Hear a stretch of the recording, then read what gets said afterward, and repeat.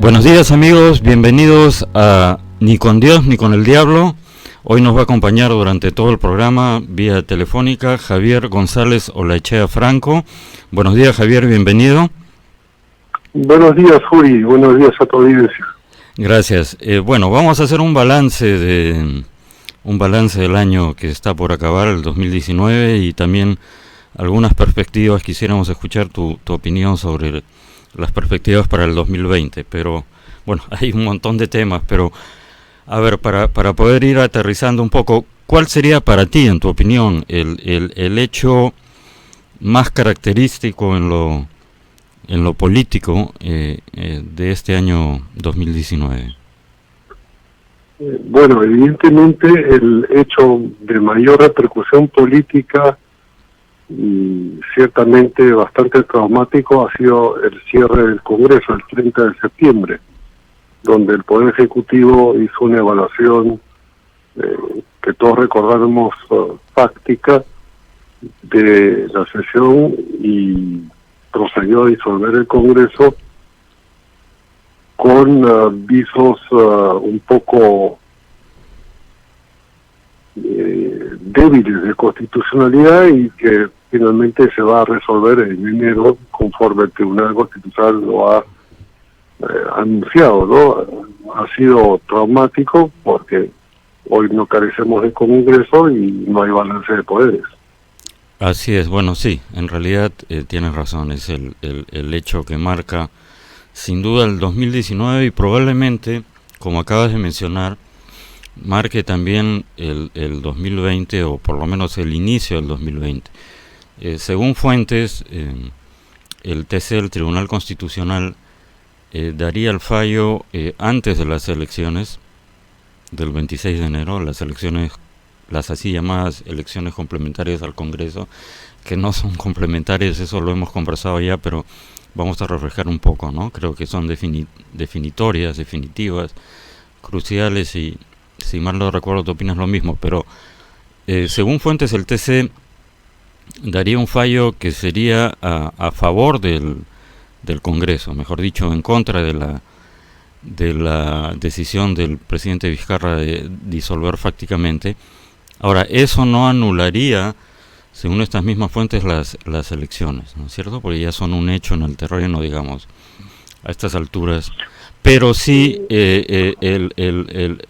de eso quería conversar, lo que podría ocurrir, dependiendo del balance de fuerzas del nuevo Congreso, podría ser, quisiera escuchar tu opinión por favor, podría ser que el Congreso tome esa decisión del TC de ser, digamos, estamos trabajando sobre la base de una hipótesis, ¿no es cierto? El TC le da la razón al Congreso, siguen las elecciones y hay, digamos, una composición de fuerzas tal en el Congreso que podría ser que el Congreso tome esa decisión del TC como un precedente para vacar al presidente Vizcarra. Son demasiados sí en condicional, pero de todas maneras, ¿cuál es tu percepción o tu opinión o tu vaticinio? A grosso modo, porque lo que sabemos son por fuentes que se filtrarían o que se interpretan a través de los medios de comunicación de lo que podría resolver el Tribunal Constitucional antes de las elecciones complementarias. El primer escenario es que el Tribunal resuelva que la disolución fue dada dentro del marco de lo previsto por la Constitución, lo cual resultaría bastante difícil porque la mayoría de los constitucionalistas más reputados, reconocidos, con años y peso, bueno, han harto opinado en contra de esa disolución, afirmando que estaba al margen de la Constitución. Si fuera ese el caso, evidentemente el nuevo Congreso debería tomar cartas sobre el asunto y puede, dentro de una gama de posibilidades, si hay correlación de fuerzas, iniciar un proceso de institución del presidente. Si no hay esa correlación de fuerzas, encontrar alguna suerte de sanción, amonestación o llamado a atención, no sé exactamente cómo podría proceder. En el segundo caso, posible es que el tribunal se pronuncie afirmando que si bien no hubo un amparo explícito en la Constitución de la disolución,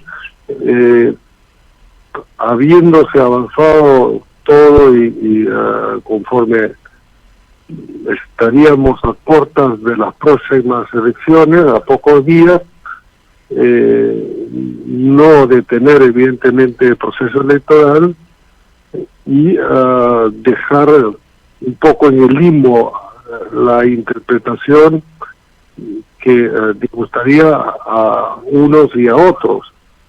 Y la tercera posibilidad es que le dé la razón al presidente, con lo cual zanjaría, para disgusto de muchos y placer de otros tantos, la contienda, pero va a tener repercusión en el Congreso y va a dominar por lo menos las primeras sesiones, las discusiones, eso no me cabe la menor duda. Claro que sí.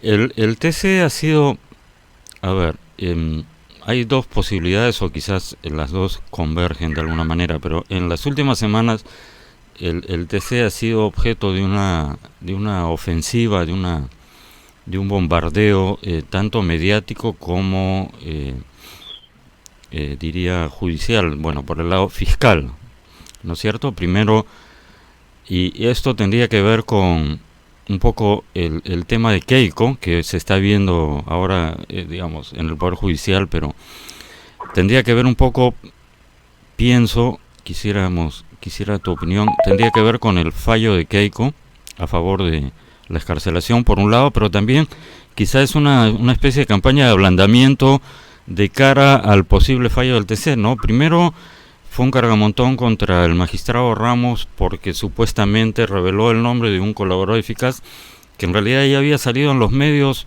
tiempo A. Luego la emprendieron contra el tribuno Sardón. Lo citaron incluso diciendo que la asociación de la que había formado parte había dado fondos, en fin. Y luego lo último, que fue una patinada total, lo de Blume, que estaba con su señora esposa y dijeron que estaba reunido con la abogada de Keiko. Esto no parecería casualidad, ¿no? Incluso periodistas, columnistas que no se pueden calificar de contrarios al gobierno, o como Álvarez Rodríguez y Rosa María Palacios han criticado ya el exceso fiscal hacia el TC. Parecería que estos fiscales de Lavajato ya están fuera de control, ¿no? ¿Cuál es tu opinión sobre eso? Bueno, es un hecho que han habido esas,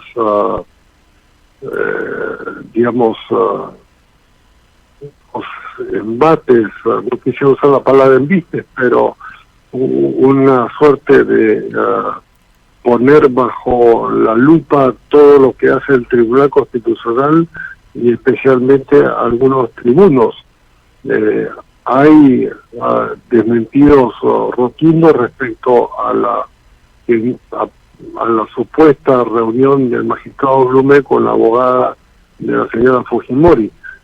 Bueno, todo parece indicar que esa reunión no se efectuó, de manera que naufragó esa supuesta acusación o un encuentro indebido. Respecto a los otros casos, bueno, en el referido a esta ONG que se llama, creo, Reflexión Democrática, sí, y lo actuado en el 2011, bueno, hay medios que decían que José Luis Sardón, magistrado del tribunal, era prácticamente el dueño de la ONG, era un vocal del directorio.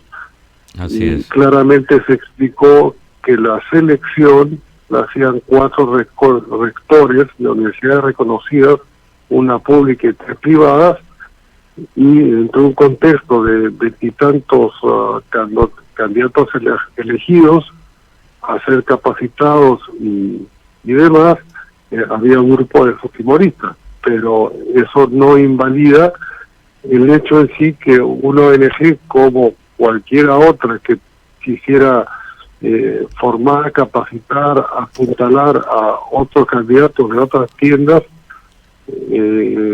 cuyas posturas son afines, son ilegales, ¿vale? Es decir, yo he visto en muchas partes del mundo, y también sé de las organizaciones sindicales hacer actividades de formación para sus líderes, y algunos de ellos terminan con legítimo derecho postulando al Congreso, de manera que yo no le encuentro nada reñido con la ley, más bien es un esfuerzo transparente de decir, bueno, yo quiero formar, darle mayor contenido a los candidatos que son afines a mis visiones y propuestas del país.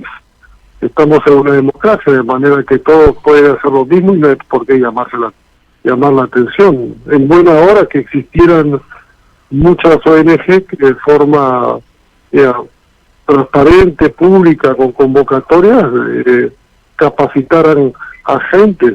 Inclusive de esa manera nos libraríamos en este proceso electoral de 200 o más personas que tienen cuentas con la justicia, ¿no? Completamente, completamente de acuerdo. Entonces, yo me imagino que esa ONG, no conozco los detalles, y otras que pudieran hacer lo mismo, filtran a las personas y dicen, bueno, estas son profesionales que tienen trayectoria, que no tienen prontuario, que tienen una formación que hay que apuntalar, de manera que no solamente no hay nada que criticar, sino al contrario, yo creo que sería un modelo a replicar para todos los partidos que quieran democráticamente participar, e inclusive para las instituciones, gremios que quieran hacer lo propio.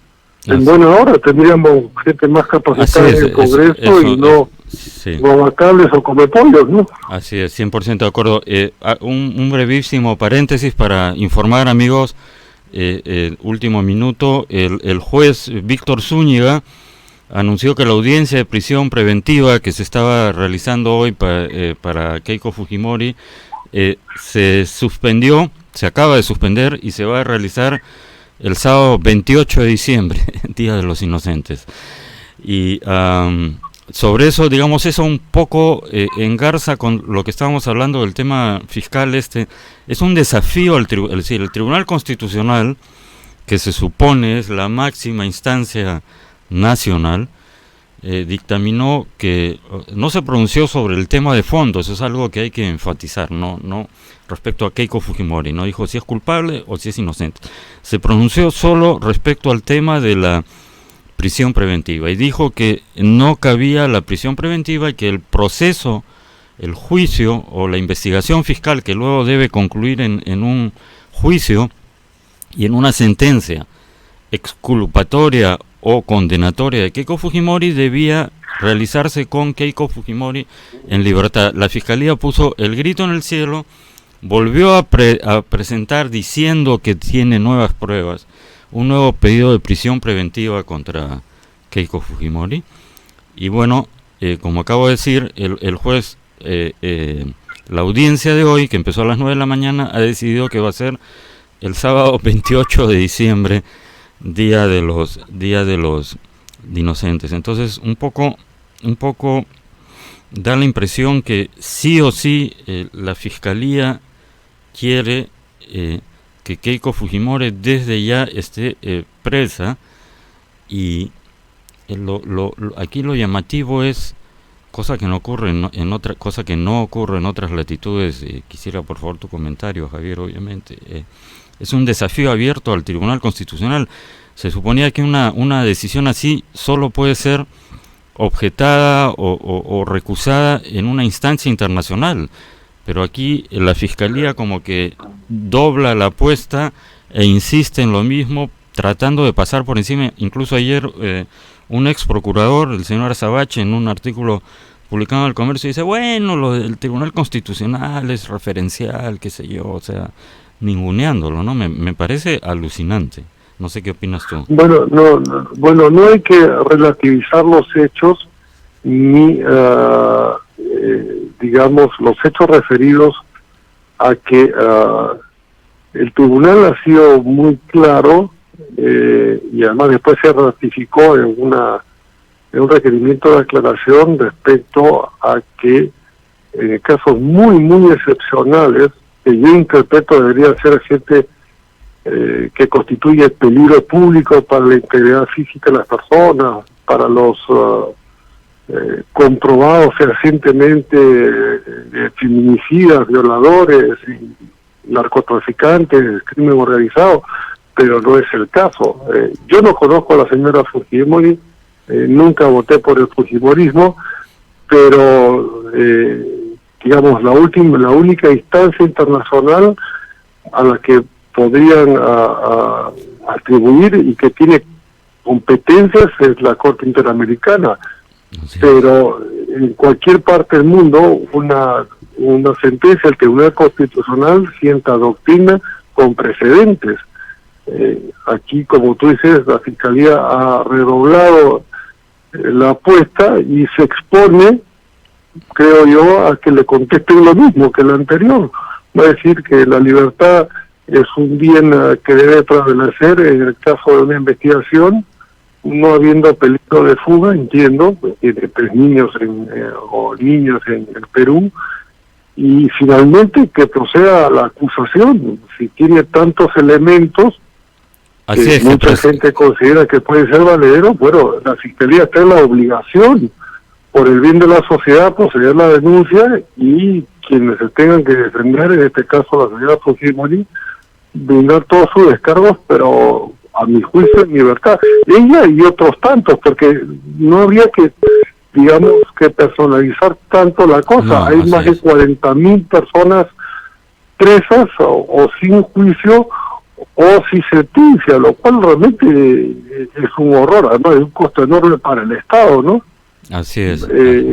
Creo que la Fiscalía está un poco, vamos a decir, con la puntería exclusiva, ¿no?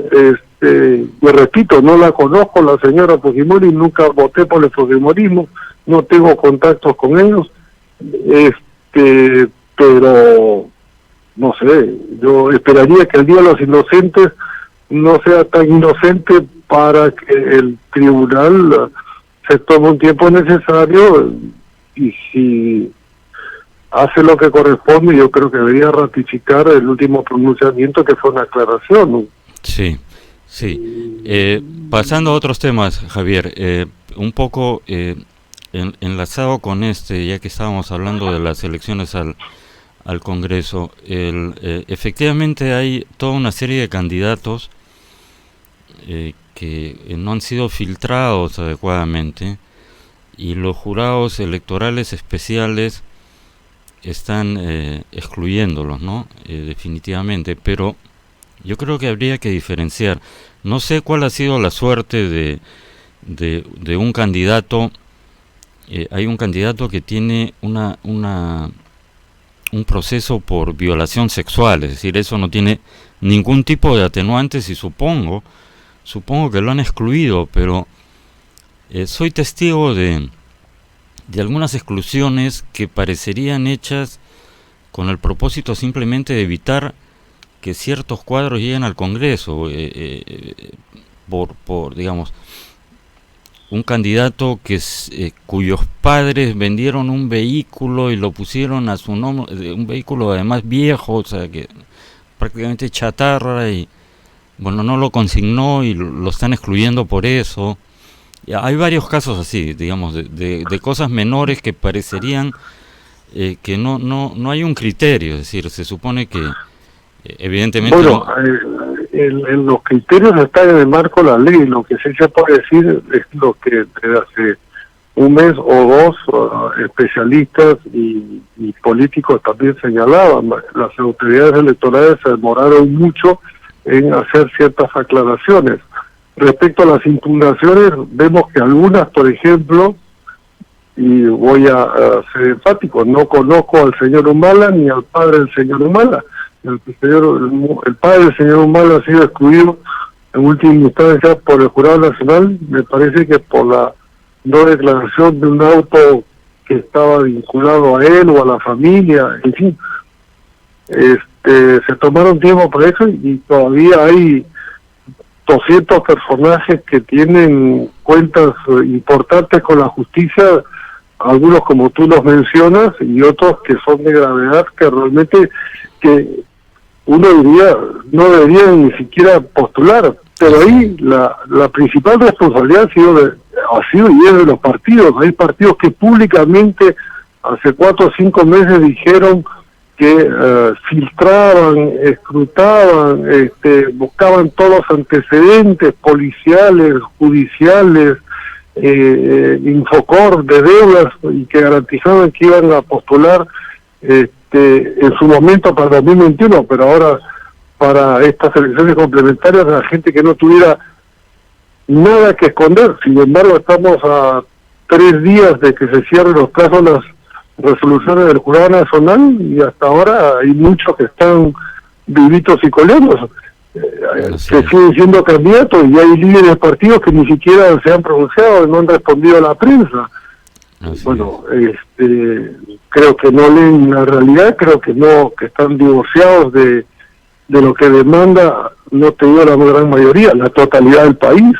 Yo no creo que ni siquiera las posiciones más extremistas puedan estar de acuerdo con que haya candidatos que hayan cometido graves crímenes y que tienen cuentas con la justicia. Va a decir, ¿por qué? La pregunta es ¿por qué los postulan? Bueno, finalmente como el jurado no va a tener tiempo o no va a poder sacar de la contienda a esa gente. Yo sí hice una propuesta en otro medio hace unas semanas y no fue muy no tuvo gran repercusión en los medios, que es que todos los medios más importantes escritos hagan una publicación el mismo día con los nombres y fotos de los 100 casos más saltantes de los partidos políticos que tienen cuentas con la justicia por delitos realmente graves, para que la gente diga, bueno, finalmente por este señor no voy a votar, y no tenerlos en el Congreso.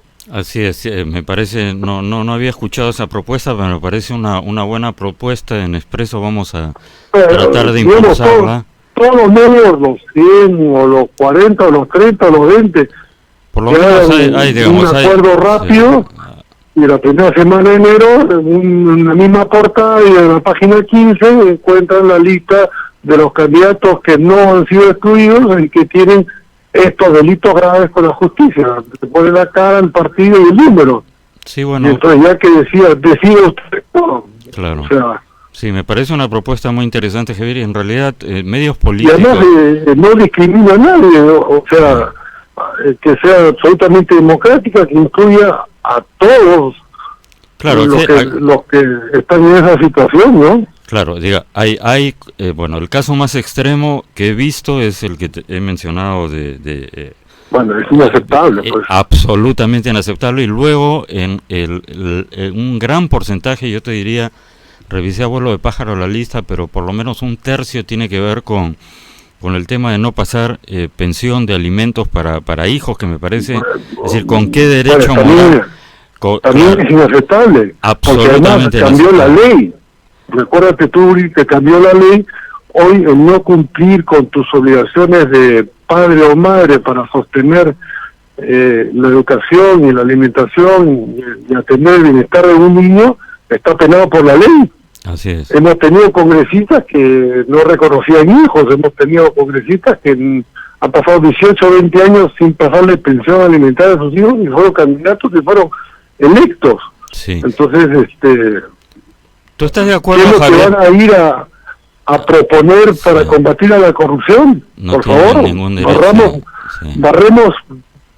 Debemos barrer en la casa primero antes de postular. Ahora también está la labor de la familia afectada, que debería salir a decir, fulano no le ha pagado a mi hijo los alimentos 15 años, 10 años, 18 años, se borró del mapa, ¿no? Como es el caso de gran cantidad de peruanas que rompen el lomo trabajando, son el único sustento de su hogar, y resulta que el padre se fue en un segundo, tercer, cuarto compromiso y se gasta el sábado o el domingo el dinero y nunca más ha atendido a sus hijos. Así es, bueno, pues eso está penado por la ley. Absolutamente. Y, ¿qué opinas en las entrevistas que he hecho a aspirantes al Congreso, encuentro casi un consenso respecto a que el tema de la inmunidad, ¿no? La mayoría, bueno, tampoco nadie diría lo contrario, pero hay quienes dicen de que debe ser absolutamente eliminada. He tenido aquí algunos candidatos que han dicho para nada, pero digamos la mayoría lo que dice es en tanto y en cuanto formen parte de una comisión investigadora, pero no para ningún presunto delito cometido antes que lleguen al Congreso, para cambiar la imagen y no dar la impresión de que el Congreso es un refugio de pillos, ¿no? ¿Tú qué opinas? ¿Debería ser absolutamente eliminada No, yo no creo que debe ser eliminada porque el parlamentario tiene que tener la garantía de que por sus opiniones o sus propuestas legislativas no puede ser, digamos, embestido por algún grupo de interés que se vea afectado. Lo que sí creo es que tiene que existir un mecanismo muy acelerado y eventualmente que no sea el propio Congreso quien tenga la última palabra, pero digo, muy acelerado es 15 días, 30 días máximo, en una composición especial de la Sala Penal y la Corte Suprema que pueda resolver el desafuero y el levantamiento de la inmunidad correspondiente y finalmente la puesta a disposición de la justicia, va a decir, basta de blindajes. Claro. Pero tiene que identificarse, pero la última palabra tiene que estar, a mi juicio, fuera del Congreso, por lo menos del Congreso como está compuesto. Si tuviéramos Senado, sería muy distinto, porque ahí digamos que se supone que deberían ir o conformarse con gente más ponderada, más objetiva, que se juega su prestigio también, ¿no? Hoy los congresistas, en términos generales, están preocupados de su imagen, pero no les importa pagar el costo político de una semana o 2 semanas de un blindaje, porque dice, total, si tenemos 40 votos o 70 para blindar, esto se diluye y después no me individualizan. Claro, yo creo que hay que sacar la parte final del proceso y que sea la Corte Suprema en una instancia ad hoc, específica, muy acelerada, con debido proceso, con todas las garantías, y eventualmente pues proceder en 30 días, ¿no? Máximo. O sea, ¿para qué más, además? Así es. Otros temas que marcaron este año que ya acaba son, bueno, uno, el suicidio del expresidente García, que es tomar la decisión de quitarse la vida es una cosa terrible, ¿no? Bueno, yo sí considero que el presidente García tuvo grandes errores y también aciertos. Le tocó, es cierto, una época de bonanza, pero la supo gestionar, porque hay otros países que le tocaron bonanza y despilfarraron y ejecutaron populismo puro. Que hay cuestionamientos a su segundo gobierno, lo hay, pero lo que también es cierto es que la decisión trágica, que en algún momento yo dije que era respetable, de quitarse la vida, bueno, fue un suceso muy traumático para el país.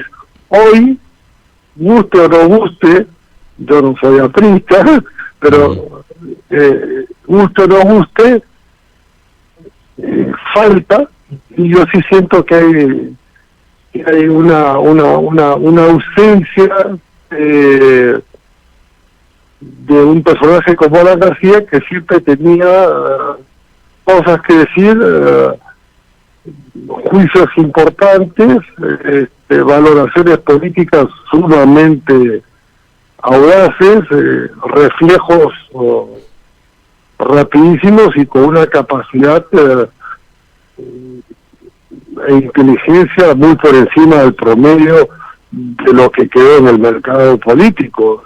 Es decir, yo creo que nadie de los que han estado en política en los últimos 20 años y los que persisten o los nuevos, le llega en términos de formación y de actuación, de movilización y de demostración de conocimiento del país como Alan García. Sí, 100%. Esto puede sonarle mal a la gente, pero en política hay que procurar la objetividad. Es un personaje, un peso pesado. Así es, bueno, así es.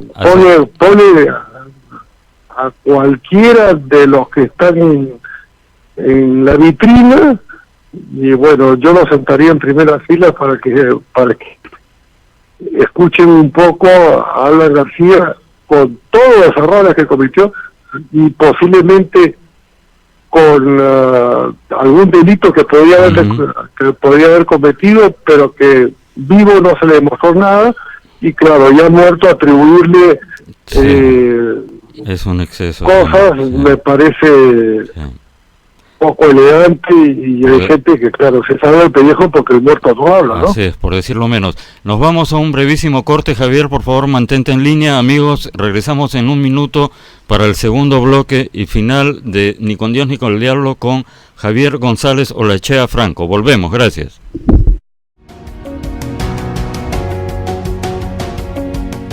Amigos, estamos de vuelta en Ni con Dios ni con el Diablo.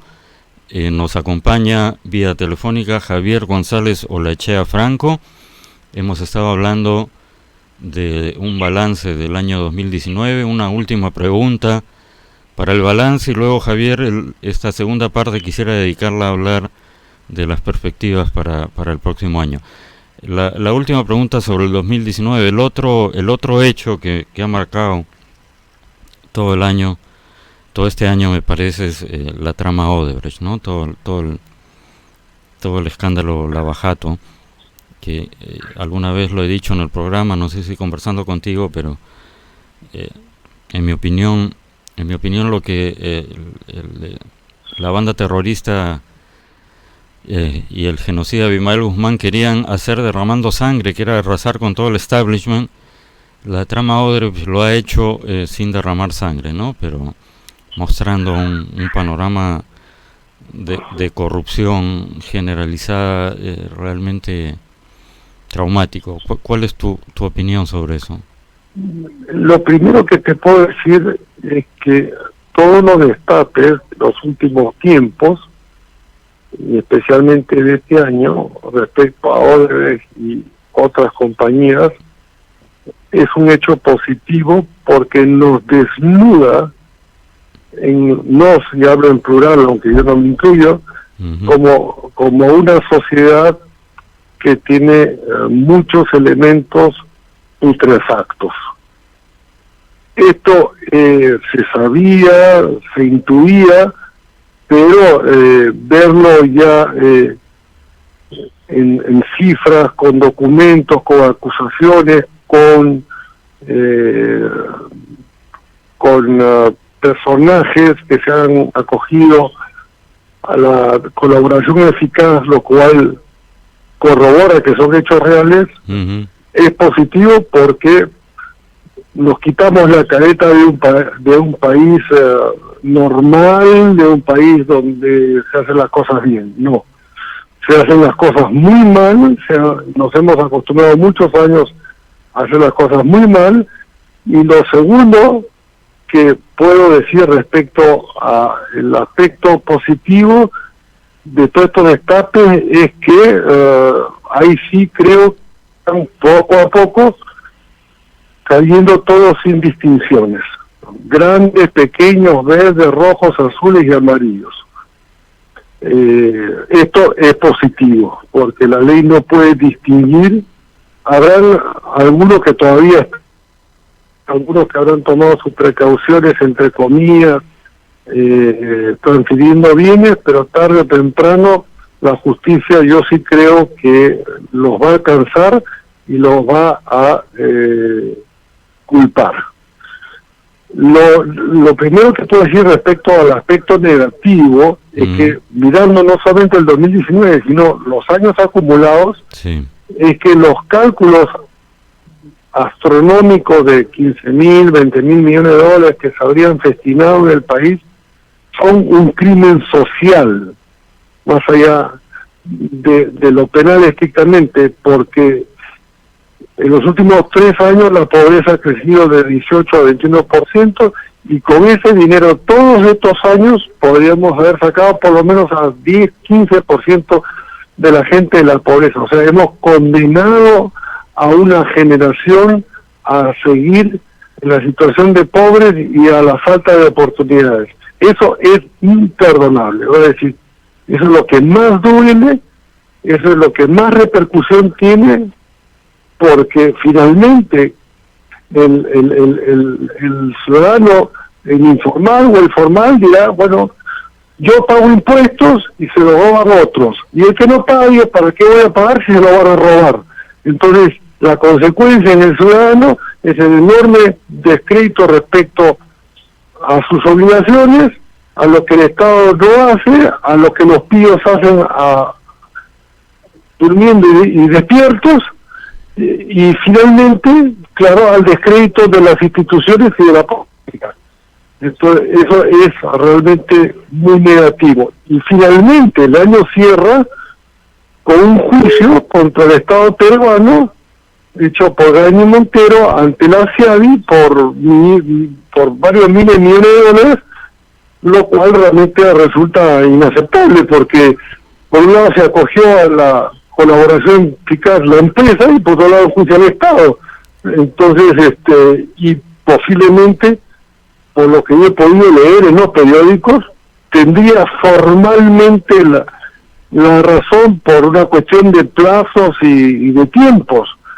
Y claro, los fallos de la CIADI hay que cumplirlos. El Perú es signatario de esta entidad jurisdiccional en lo económico y financiero internacional, y claro, terminaremos eventualmente pagando millonadas después que nos robaron. Entonces, claro, la verdad que es un cierre desde ese punto de vista muy lamentable, y penoso, costoso, sí, bueno, e injusto. Es un descaro inaceptable. Yo solía decir que antes de esto que la muestra suprema de medio en serio, medio en broma, la muestra suprema de descaro es una persona que va a un tribunal después de matar a su padre y a su madre, le pide clemencia al juez porque es huérfano. Bueno, eso es una broma, pero este tema pide la herencia de los padres. Así es, y este tema de G&M, como tú dices, efectivamente es el descaro absoluto por un lado, y por otro lado, efectivamente, eso de buscar las zonas grises, los grandes estudios de abogados que logran colarse por los intersticios, los formalismos, al final del día crea una pésima impresión en el ciudadano de a pie, porque... de a pie, no de a pie. Mira, bueno, Uli, yo lo voy a decir en vivo, yo no soy un ciudadano a pie en el sentido que necesito un bendecido por Dios, he podido hacer una trayectoria, he podido estudiar afuera, vivir acá, he hecho un pequeño patrimonio, pago impuestos. Yo digo, bueno, seguiré pagándolo, ¿no? Pero se lo robaron. Claro. Y hay otros que son pobres y que no pagan impuestos porque son pobres, y dirán, con ese dinero me podrían haber ayudado en tal o cual orientación. Y los que son informales y son ricos, ¿para qué voy a pagar? Sí, entonces todos perdemos. Todos perdemos, 100%. Verticalmente, de arriba abajo, y horizontalmente todos. Sí, terrible. Bueno, hablemos ahora, Javier, por favor, del 2020. Lo primero que viene es las elecciones. Entonces, antes de hablar un poco más de temas de fondo, respecto a estas elecciones, parecería, si hemos de creer en los sondeos, que el peligro, el riesgo que habíamos conversado contigo cuando estuviste aquí presencialmente en el programa, respecto a que podía existir una predominancia de partidos antisistema en el nuevo Congreso que cambiarían la Constitución, y en fin, parecería, digo, que ha quedado un poco disminuida, y que la mayoría de los 5 o 6 partidos que llegarían al nuevo Congreso son pues partidos que están a favor de continuar las reformas económicas, de mantener el capítulo económico de la Constitución, profundizando aquello que sea necesario profundizar. No sé, ¿cuál o sigues pensando? El peligro de una mayoría de izquierda yo creo que se va diluyendo, aunque hay que recordar que el 50% de los encuestados dicen no tener definido su voto, ¿no?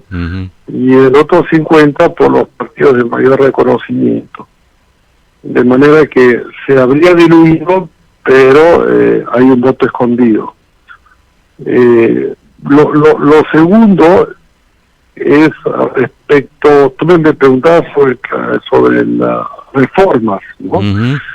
Yo lo que observo es que, a ver, cuando aparecen los candidatos mismos, muchos hacen reformas que no están dentro de las competencias de un legislador, lo cual puede significar dos cosas: o que desconocen la facultad de un legislador, o que a sabiendas de que la conocen quieren engatusar al electorado, ¿no? Y hacer populismo. Sobre las reformas, yo hubiera esperado que los partidos hagan una propuesta institucional de una agenda legislativa, la publiquen y que digan: vamos a priorizar estos 4, estas 4 propuestas en unas legislaturas que van a ser breves y que además van a ser preelectorales el 2021, con lo cual va a estar bastante distraída la legislatura. Cierto que todavía faltan unas 3-4 semanas y los partidos pueden sacar un documento, un pronunciamiento diciendo: la prioridad de la bancada va a ser estos 4. Ahora, yo escuché el otro día un candidato que tenía 42, su agrupación, 42 propuestas legislativas. Es imposible. Eso no solamente es imposible, va a decir, es una demostración de que no entienden los tiempos políticos, no entienden la realidad. Va a decir, como que yo te diga: mira, de acá a una semana, hoy estoy en Lima y en una semana voy a ir caminando a Nueva York. Claro. Entonces tú me decís: ¿y cómo vas a hacer, Javier? Bueno, entonces plantean cosas imposibles y evidentemente cualquier persona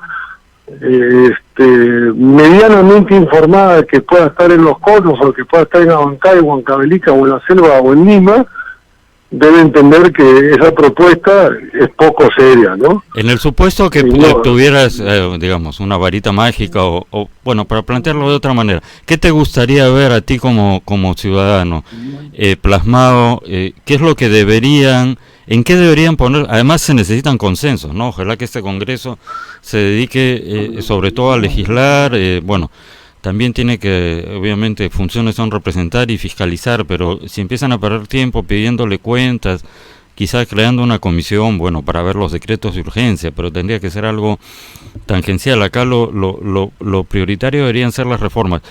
¿Qué reformas tú crees en qué reformas, no sé, 3, 4 o más, no creo que dé el tiempo, 5, cuáles deberían ser para yo priorizaría terminar con la reforma política, terminar con la reforma judicial, ajustar algunas propuestas o revivirlas, por ejemplo, la del Senado, me parece imprescindible en un país como el nuestro para darle más estabilidad, y finalmente revisar ciertos aspectos de los códigos, del Código Penal y del Código Procesal Penal, para decir, para cerrarle la puerta a los jueces que liberen en 24 horas o en un mes o en 2 meses a gente que ha matado, que ha robado a mano armada, va a decir, hay algunas pequeñas adecuaciones que creo que se podrían priorizar, podrían llamar a un grupo de expertos a que hagan informes y proceder a que la Comisión de Justicia los apruebe y que vayan a pleno. Va a decir, no hay que olvidarse que el tema que más que preocupa a la gente es la inseguridad. Y ahí yo sí tengo algunas ideas de esfuerzo sobre reformas que hay que aprender en el 2021, ¿no? A ver, eso es interesante, porque efectivamente ese es el tema número uno. ¿Podrías, por lo menos, adelantarlas, esbozar? Yo vengo hace 8 meses trabajando un documento sobre que descansa en una visión actualizada y moderna del país, muy conectada a los avances del mundo, ¿no? A lo que yo llamo la era disruptiva. Va a decir, asistimos a la transición de una era de cambios a un cambio de era, que es la era disruptiva, asignada por la inteligencia artificial, las nuevas formas de comunicación y la bioingeniería. Bueno, ahí con los nuevos instrumentos se pueden hacer algunas reformas inmediatas que toman tiempo. Pero, por ejemplo, comencemos con el tema de seguridad. Nosotros tenemos el Ministerio de Defensa y un Ministerio de Interior. Ya no contamos con una hipótesis de guerra limítrofe como teníamos hace 20 años, porque hemos cerrado todas las fronteras. Un tanque que entra de cualquier país limítrofe, bueno, el satélite lo detecta, uno va y grita al Consejo de Seguridad de Nueva York y en 24 horas lo tienen que retirar y queda el país invasor en el ridículo más grande. Entonces, el Ministerio Interior responde a una estructura de 1940, ¿no? Departamentalizado, y si bien se unificó una Policía Nacional, después de contar con 3 fuerzas, evidentemente no tiene todo el pulmón, todos los músculos para combatir la delincuencia organizada. Yo fusionaría, partiendo de la concepción de un nuevo concepto, que es el concepto de seguridad pública. Es decir, seguridad pública abarca lo interno y lo externo, porque las fronteras son difusas. Las nuestras son una coladera. Hay ciberataques, hay ciberdelincuencia, hay cárteles, hay narcotráfico, y entonces contar con una fuerza pública con cuerpos altamente especializados, algunos de ellos, por ejemplo, cuerpo fluvial, cuerpo de fronteras, cuerpo de carreteras, urbanos, rurales, de fauna, y otros especializados por crímenes, y las unidades de ingeniería de las Fuerzas Armadas, bueno, incorporarlos en un Ministerio de Seguridad Pública para que haga obras en trochas, es decir, en zonas donde el Estado no llega, donde la empresa privada no llega porque no es rentable. Entonces, para interconectar el país, por un lado. Por otro lado, esa fusión permitiría contar con un solo servicio de inteligencia. Tenemos 5 servicios de inteligencia más una dirección. Sí. Bueno, eso es duplicar esfuerzos, a veces se roban la información entre ellos y no tenemos un servicio fortalecido en el marco de la ley. Y después, claro, el gobierno dice que aumenta cada tantos meses 7.000, 8.000 efectivos policiales, pero son cachimbos, por así decirlo, que no están especializados. Entonces, de los 130 y tantos efectivos que tenemos, Fuerzas Armadas y policiales, bueno, priorizar, después de haber ahorrado con una fusión, priorizar para llegar a tener un doble de cantidad de efectivos especializados con armas muy potentes y además que actúen como ejes concéntricos. Vale decir, si tú sabes que hay 5 sicariatos importantes en una ciudad como Chiclayo, bueno, te apoyas en las fuerzas más, digamos, que tengan mayor poderío instrumental, cercas la ciudad, entras con la fiscalía, entras con el servicio de inteligencia, entras con la defensoría, identificas previamente a los delincuentes que están fugados, como hacen en muchas partes, y los sacas y los procesas. Y entonces tener un Ministerio de la Seguridad Pública donde inclusive puedes tú bonificar a ciertos cuerpos y con las pesquisas.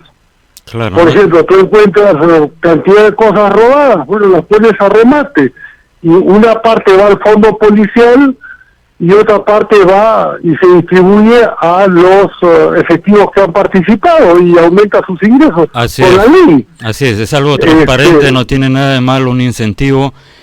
Por ejemplo, mira, por ejemplo, el tema del tránsito, de la impunidad.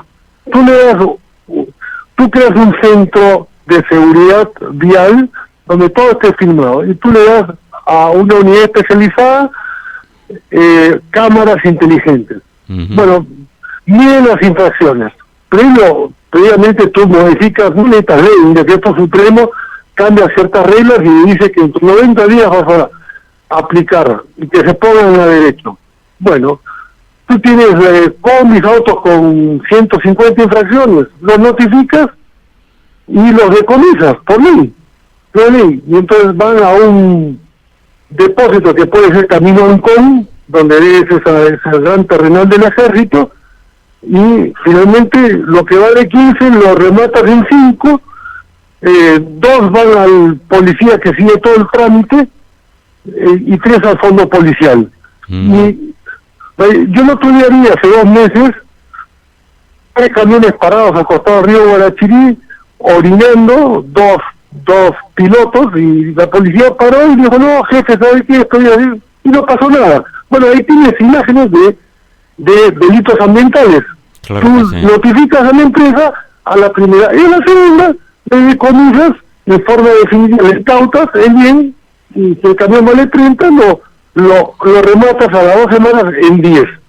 Vas a tener 15 compradores y una parte al policía que gana 2.000 soles en serie y otra parte al fondo policial para mejorar comisarías, para mejorar instalaciones, cómputos, en fin, las instalaciones que son en la ciudad, en la capital, son vetustas, imagínate en el interior. Entonces, hay muchas formas, y yo creo que esa es una reforma imprescindible, el contar con un Ministerio de Seguridad Pública. La gente dice, no, los militares a la calle. Un momento, los militares no. Hay países donde la Fuerza de Seguridad Pública, por supuesto que mantiene la unidad aérea, la unidad naval y la unidad del ejército. Así es. Repotenciadas, porque evidentemente las tienes que tener. Pero el grueso del esfuerzo es responder a una nueva visión de la seguridad pública. La seguridad pública es externa e interna, y nosotros tenemos, inclusive, tienes grandes espacios dedicados a ocupar plantas de un solo piso, sea del Ministerio de Defensa, de las Armas o de la Policía. Bueno, ¿cuánto cuestan esos terrenos? Una fortuna. Así es. El Ministerio Interior, esa propiedad cuesta una fortuna. Tú puedes ocupar la 8ª parte, hacer una unidad sumamente inteligente, el resto lo vendes en una fortuna, hacer 5 subsótanos. Hay en países desarrollados edificios inteligentes y te haces de caja. Es decir, el Ministerio de Defensa y el Ministerio Interior tiene una cantidad de bienes que son subutilizados. 100% de acuerdo, Javier. Se nos acaba.